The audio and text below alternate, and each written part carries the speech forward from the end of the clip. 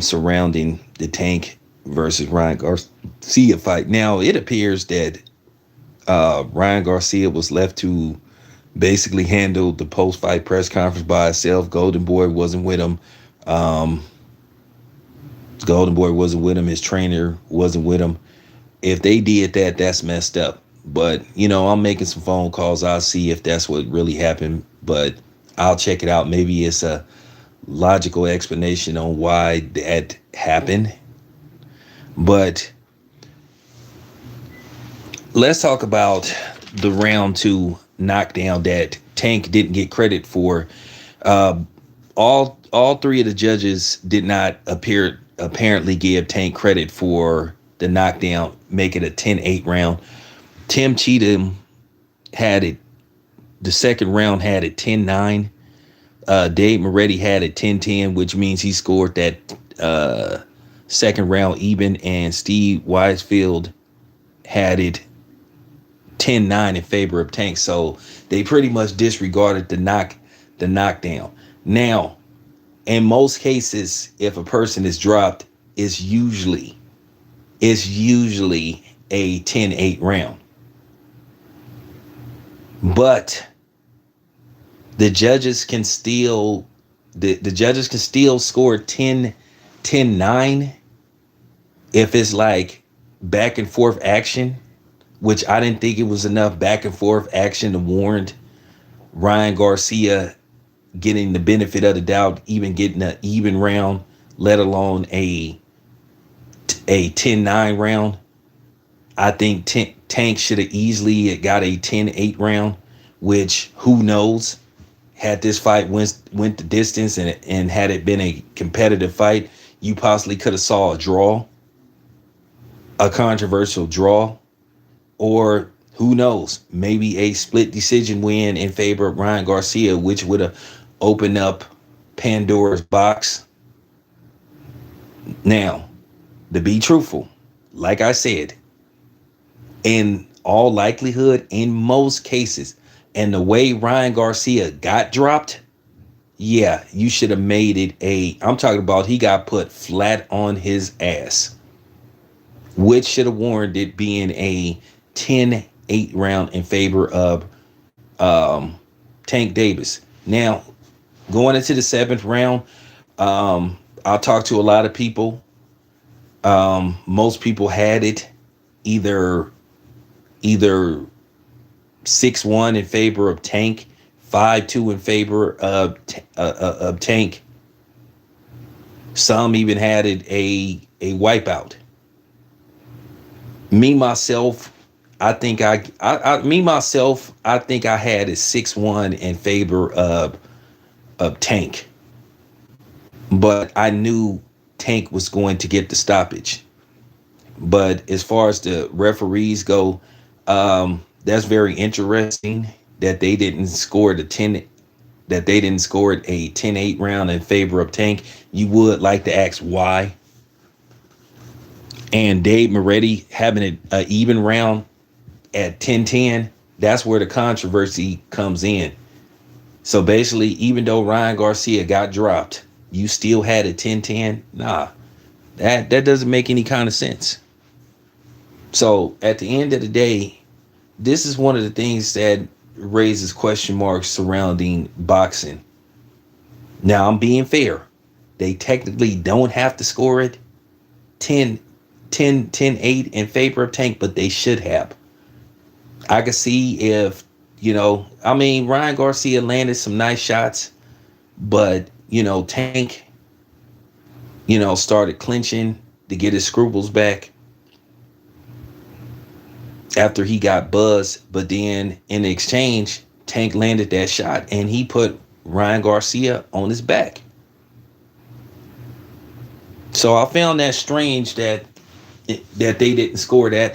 I found that strange that they didn't score it a 10-8 round in favor of Tank, because I done seen fights where it was truly back and forth action, and a dude happened to get dropped and they still would make it a 10-8 round in favor of the dude that got the knockdown. So you look at this case in point, Okay, so why all of a sudden things didn't changed? So now I'm kind of wondering, like, okay, were they going to try to put the screws to Tank? Had Ryan Garcia been able to basically finish the fight on his feet, would they had scored this like in favor of Ryan Garcia or a draw or something like that? Now keep in mind this was one of the issues that a lot of people had with Canelo fights, how Canelo fights were scored. If you look at his fight versus Dimitri Bivol, they had, I think one judge or all the judges had Canelo winning the first 4 rounds, which that was complete cap. That's complete cap. Canelo at best, Canelo at best, you can make an argument. Canelo at best, you being generous by saying Canelo won 4 rounds. Period. You being generous saying Canelo. Uh, Look, it's a bit of a stretch to say that Canelo won 3 rounds in that fight. At best, you could say Canelo may have got 3 rounds, but definitely I don't think he won 4 rounds. I think Bibble won that fight maybe 10 rounds to 2, maybe nine, maybe nine, what I'm saying, maybe 9-2-1 even. But that fight was a blowout. But then here you have this stuff. And then people trying to say that they don't think that it's no controversy behind it. I think it's plenty of controversy because you need to explain to me, even if the two judges had it a 10-9 round in favor of Tank, how do you have a knockdown in a fight a 10-10 round? Nah, not trying to hear that. Not trying to hear that. This is one of the things that have people weary of boxing. But at the end of the day, controversial outcomes have been going on for years. I mean, if you look at Sugar Ray Leonard versus Marvin Hagler, one of the judges had, I think, Sugar Ray Leonard winning 10 rounds to 2. And like I said, you can make an argument that Hagler won that fight. Me, myself, I thought Hagler won that fight versus Sugar Ray Leonard. You could look at Larry Holmes, Michael Spinks too. I thought Larry Holmes clearly won the second fight. You could look at Sugar Ray Leonard, Thomas Hearns too. Thomas Hearns knocked Sugar Ray Leonard down twice, and they had that fight a draw. When Thomas Hearns, to me, should have got the nod. Julio Cesar Chavez versus Pernell Whitaker was a flat out robbery. That fight was a flat out robbery. And anybody that would sit up there and try to say that fight was close, you're a damn lie. And I'll tell you it to your face.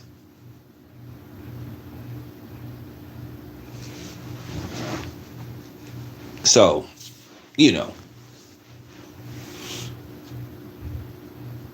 this is just like, it goes on a lot in boxing, and you don't like to see this. Sometimes, like I said, I thought to myself, maybe they need, you know, I was running, like I said, I was pitching that idea, that maybe they need to bring the 15 round fight back. Or one dude suggested maybe they should fight 13 rounds instead of 12 rounds.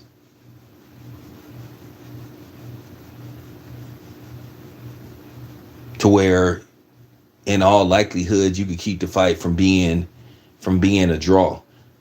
Like I said, a lot of fighters, they don't even like draws.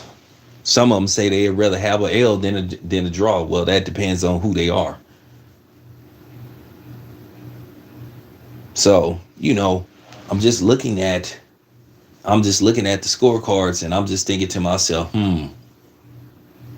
interesting. And I think what they were hoping that Ryan Garcia was going to rally like the last 4 rounds of the fight, to where they could try to put themselves in a position to basically try to maybe at least, like I say, make this fight a draw. Or at least if Ryan Garcia would have been a little bit more competitive, try to have maybe a controversial split decision win for Ryan Garcia, but didn't happen. So it would be it would be interesting for future preferences, especially if you have a fight like this. But due to the fact that Tank got the knockout, he got the stoppage. It's kind of like, it's kind of like really a mute point. It's really no use to go on talking about it. But if you want to go by what ifs, then this is a great conversation. But yeah, I'm kind of like scratching my head, kind of wondering what would have happened. But like I said, Tank got the knockout. He stopped him anyway, which many of us believed that he was gonna do. Like I said before, I said what Ryan Garcia should do. I'm gonna do an actual video about it. But yeah, scoring in fights is one of the Achilles heel that go on with boxing, especially when you see the obvious. But yeah, I'm not trying to hear that about, I'm not really trying to hear that about the referees didn't have to make it a 10-8 round. But like I said, would they have made it a 10-8 round had Ryan Garcia dropped Tank? There's a such thing as tradition. There's a such thing as um, likeliness. Like I said, technically the judges don't have to make it a 10-8 round, but usually they do.